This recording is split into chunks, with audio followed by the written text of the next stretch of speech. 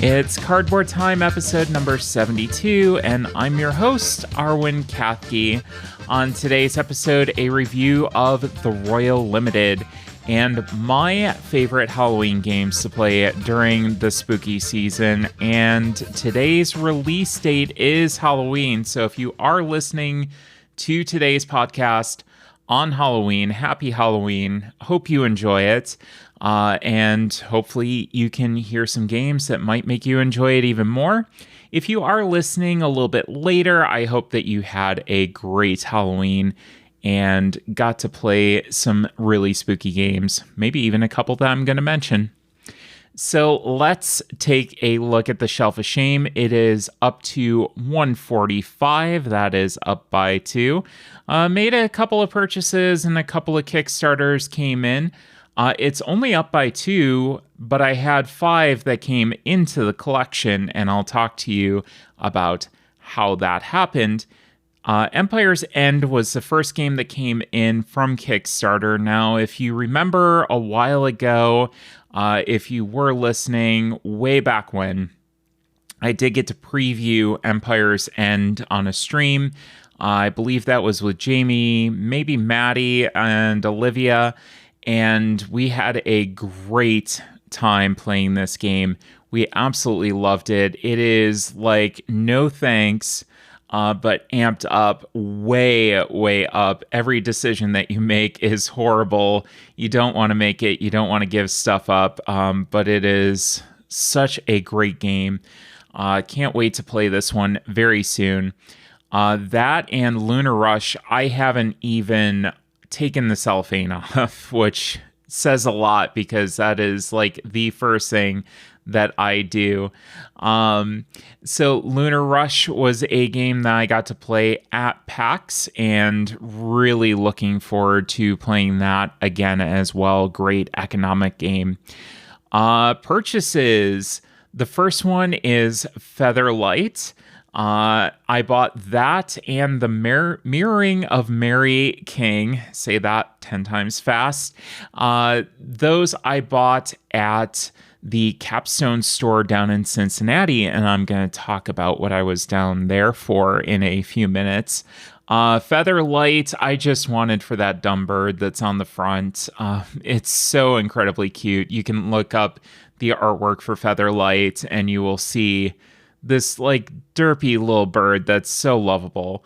I had to get it for the cover. The gameplay is supposedly a lot like Marvel Remix, which is a big jam of mine. Absolutely love Marvel Remix and looking forward to seeing what Featherlight is going to do, maybe a little bit differently. Mirroring of Mary King, I wanted to pick that up. That's a Jenna Feli game. I've heard really good things about that. So looking forward to trying that one out. Another purchase I had was Medium. I have already played a lot of Medium, but never got my own copy. And I wanted it for my recent birthday party so that people could go and try it. So now I do have a copy of Medium as well. Great game. And it may make an appearance later on in this episode. And then finally, the last one, which I didn't even count. So my Shelf of Shame is at 146. It's up by 3. Is Apiary, and that is the brand new Stonemaier game. Can't wait to check out Space Bees. That's what we've essentially been calling it. Jordan picked this one up for me, and really looking forward to playing that as well. So lots of new gaming goodness coming in, but not a whole lot played, and that is for good reason. I have been super busy over the past 3 weeks. You didn't even get a new episode last week, but things have just been crazy here. Doing some interviews that you will hear in a little bit, next week and the week after. Looking forward to showing you those. But I also took a trip to Earlham College in Richmond, Indiana. I swung down through Cincinnati, and like I said, I was down at the Capstone store just taking a look around. Got dinner with my friend Ashley. We went to Jungle Jim's, which is like the greatest grocery store ever. And then on that Monday, we swung up to Indiana and I did 2 talks at Earlham College. One was a more casual, just kind of light talk with the students there. And then the second one was a more formal presentation. So the first night, it was a great time talking with all the students in that casual setting. We got to play Green Team Wins because I thought it would be just a nice, light, fun game that we could get out and play with everybody. And let me tell you, the students out there are building something special. The Trans Student Union is really doing a great job at building a space and making sure that everybody feels included. Just want to give a big shout out to them because they were such a wonderful, accommodating group. And we just had a great time chilling and playing some board games. And again, it is absolutely amazing what the students are building for themselves out there. A lot of mutual aid and making sure that people are doing good and taking care of each other. And it's really something special to see. We also, after my formal presentation, we got to have lunch with Jennifer and Scott. I had such a fun time hanging out with them. They have become, good friends as far as I'm concerned as well, which is something that I feel very fortunate in doing this podcast, that I'm able to meet people, I'm able to make friends and really connect with people. They brought us out some delicious bread too, that we're still kind of working on to this point, but we threw it in the toaster. It is absolutely amazing. So just wanted to give them a shout out as well. It was amazing having lunch. Then we came back home, and that Saturday I had my birthday party. My birthday was on Friday the 27th. And I had a lovely birthday party at the Braunhuis building. The Braunhuis building is a building downtown in Cleveland, and a lot of history in that building. One of the oldest operating elevators in the country, if I'm not mistaken. This building was actually put on a track and moved at one point because they needed to move the building to make more space. So they actually moved the building down the road a block, and people still went to work. They still got into the building as this thing was being moved for about a week or 2 weeks. They would move it a little bit at a time. So it was just a very fascinating building, perfect place to have a Halloween themed party. My first choice of costume didn't come through. I was supposed to be Jessica Rabbit, but unfortunately, the alterations weren't necessarily the greatest with that. We didn't get those done in time, so I had to resort to my second choice, which was being a fairy, and that went very, very well. That was something that I've always kind of wanted to do since I was a kid, so I got to do that. And it was a great birthday filled with a lot of really good gaming. Got to see a lot of friends gaming, and I always love to see that. I always love to see people gaming with each other and having a good time, meeting new people, and mingling and interacting.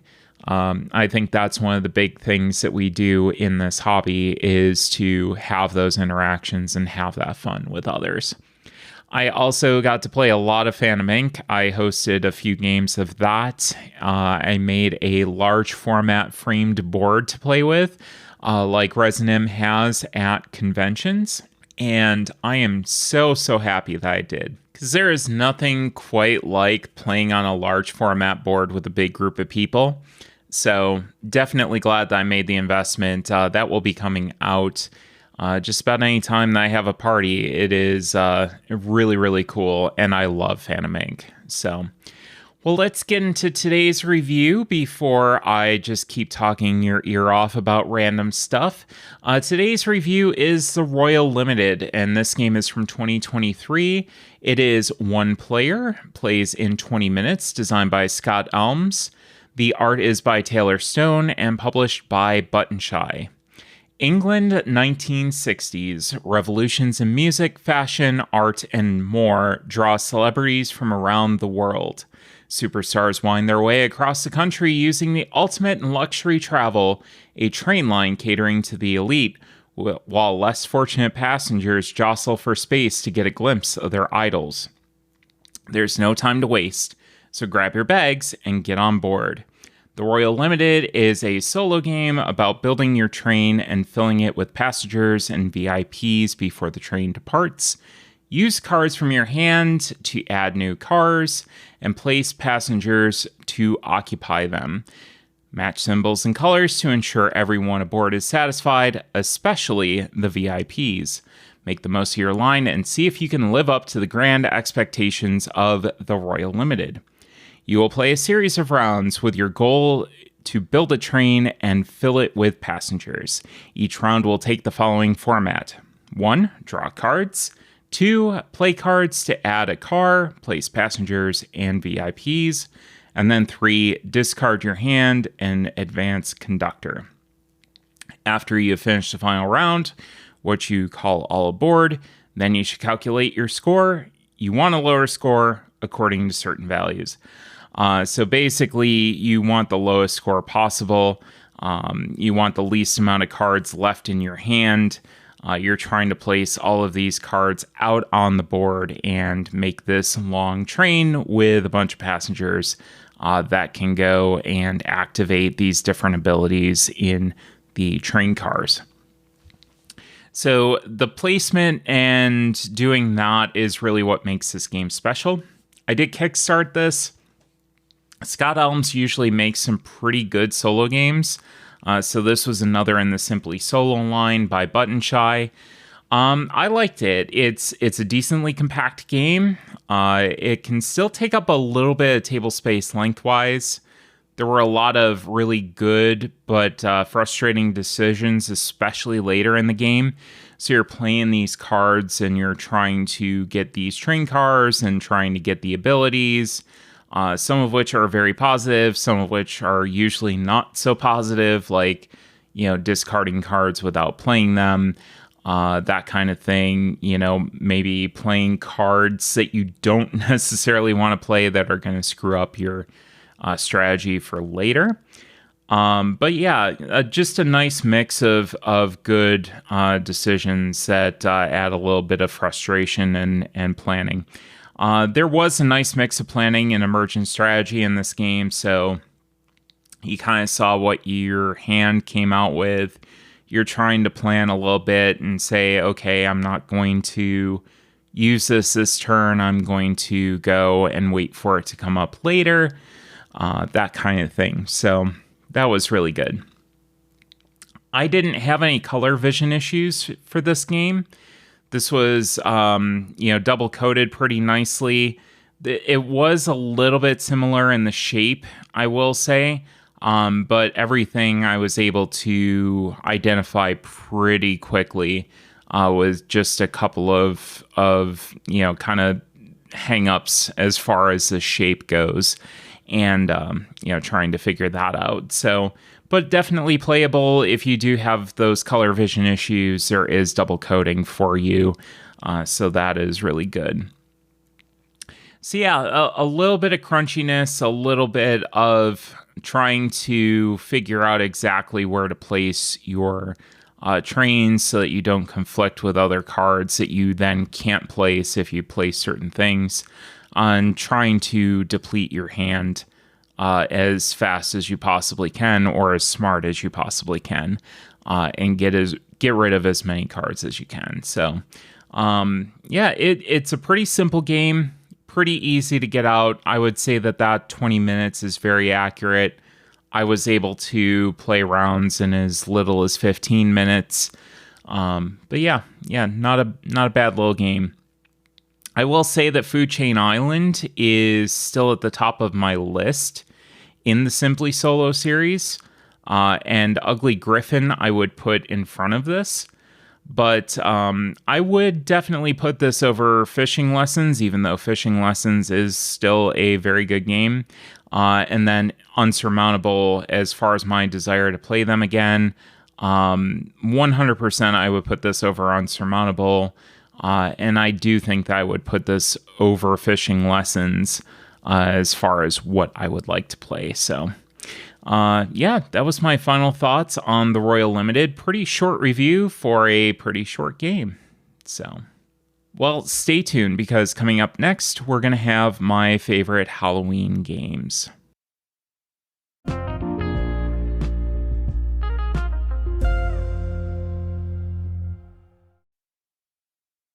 So let's talk about my kind of favorite Halloween games. Now, these games aren't necessarily the spookiest or anything like that. This was basically inspired by putting together a collection of games that I wanted to take with me to my recent Halloween party. And these were the games that were at like the top of mind, the top of the list. Like I needed to go and bring these with me. So I have 5 of them for you today. And one of them I didn't even take with me. So there's actually 4. But the reason that I didn't take the one with me will be obvious, and we will talk about that right now. So the first one is Final Girl. That is by Evan Derrick and AJ Porfirio.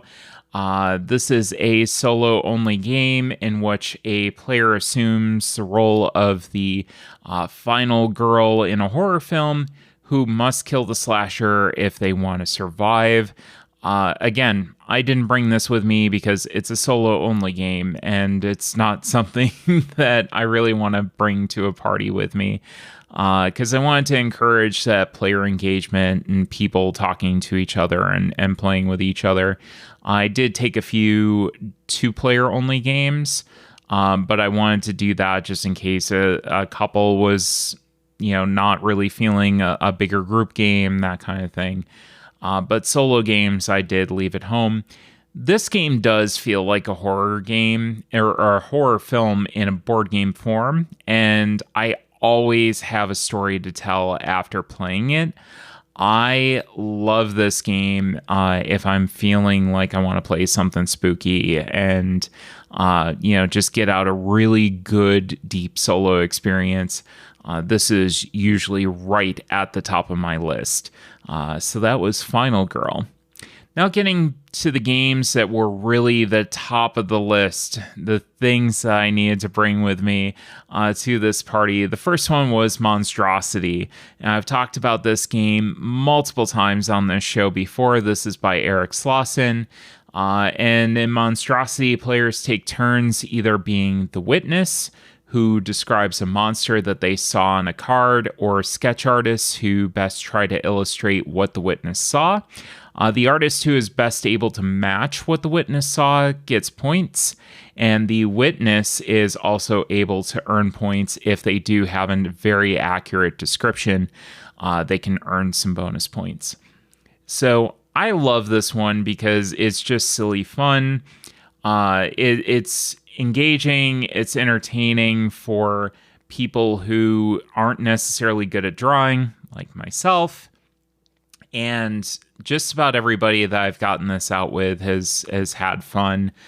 Usually there's a moment for newer players, especially where they're just looking at the card for the first time and they're trying to take it in and figure out exactly what to say. And they're like, well, I would describe this, but I'm not sure that I should describe this monster in this way.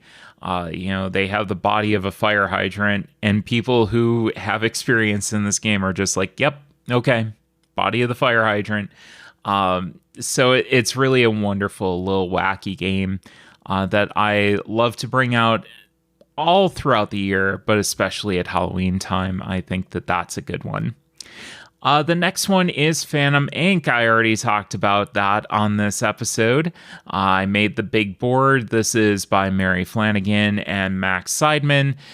In Phantom Inc., mediums are trying to figure out a secret objective by utilizing question cards given to their spirit.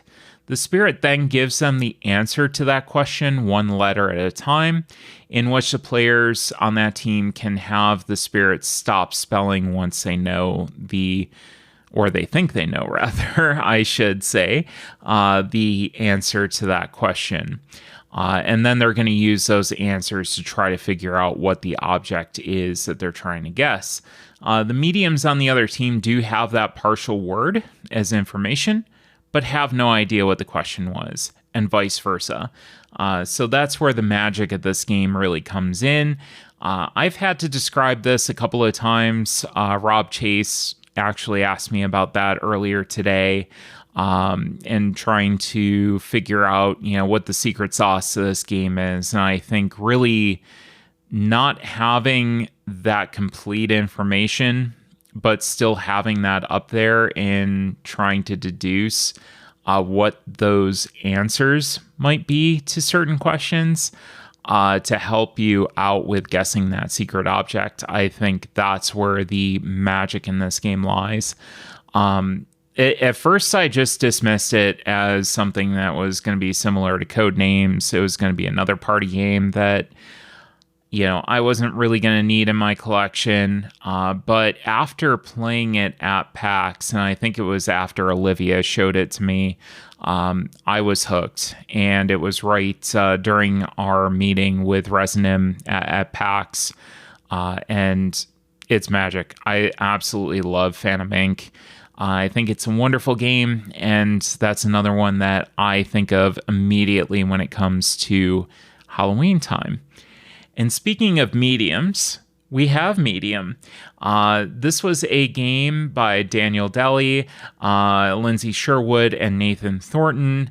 This is a game that I had to have. I placed a special order so that we could have it for a Halloween party, because this is one of those games that I really think kind of exemplifies the vibe of the spooky, mysterious kind of, atmosphere that we are looking to have at this party.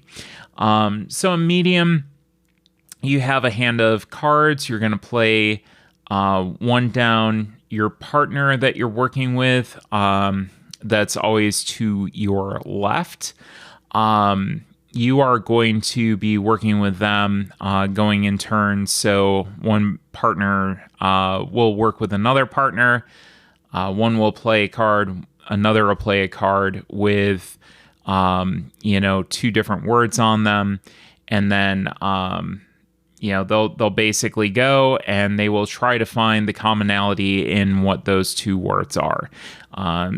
So if for instance, I had snake and someone else had poison, we could both say at the same time 1, 2, 3 venom and have a match, and you would get points for that.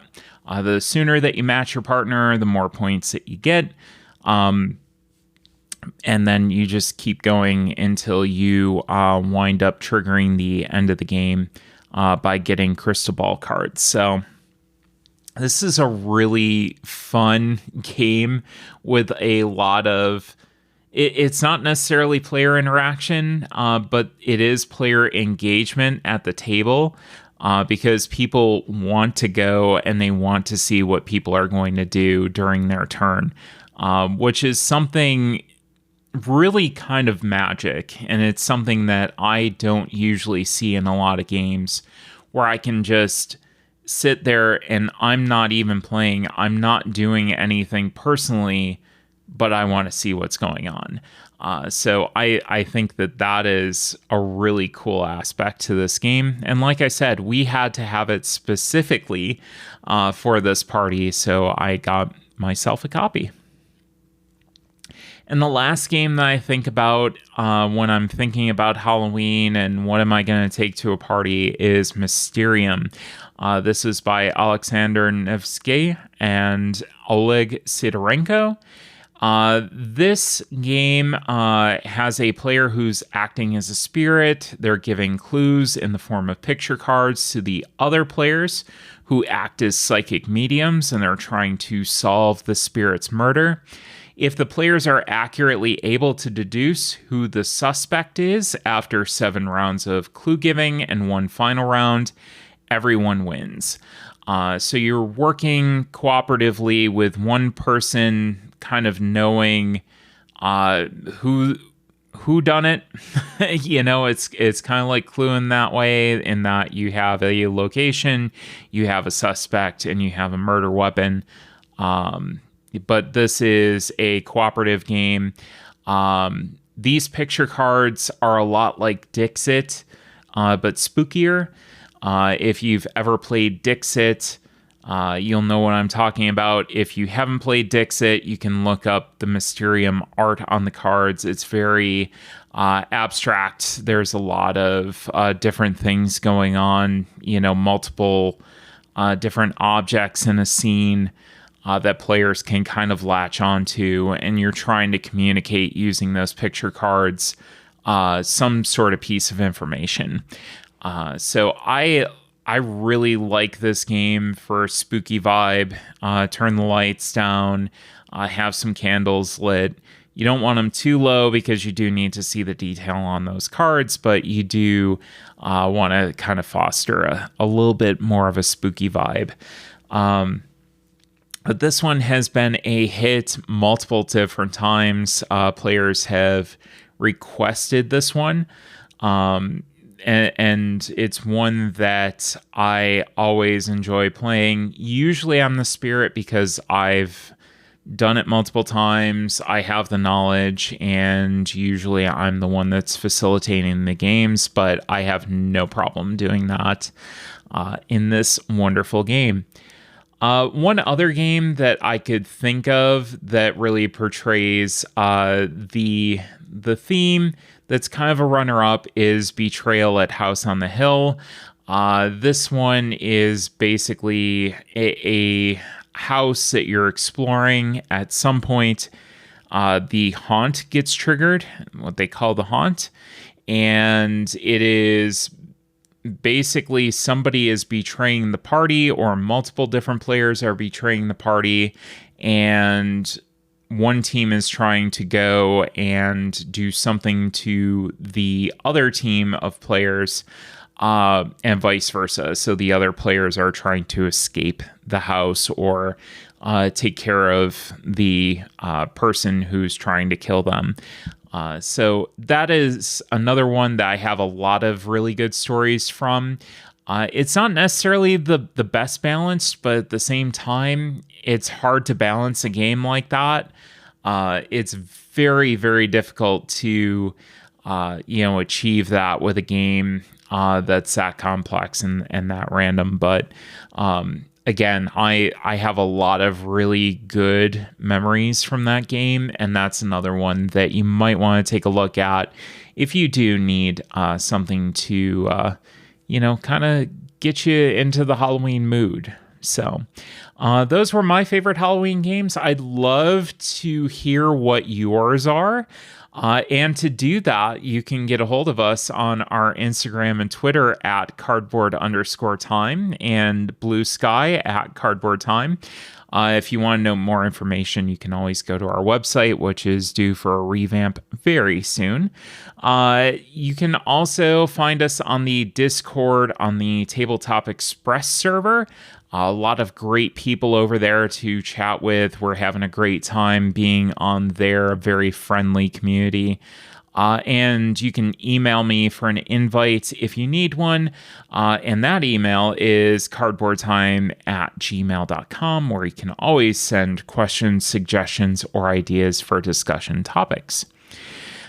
We do have a new episode that's going to be coming out next week. The next 2 weeks will both have new episodes. With timing on Kickstarters, I made a couple of promises that we would get some things timed out, and this is the way that everything fell. And also lining things up for PAX U, which is coming up in a month. It's crazy to think that like a month from now, we're going to be driving to Philly and we're doing the thing again at quite possibly my favorite convention. We will be doing a preview of that.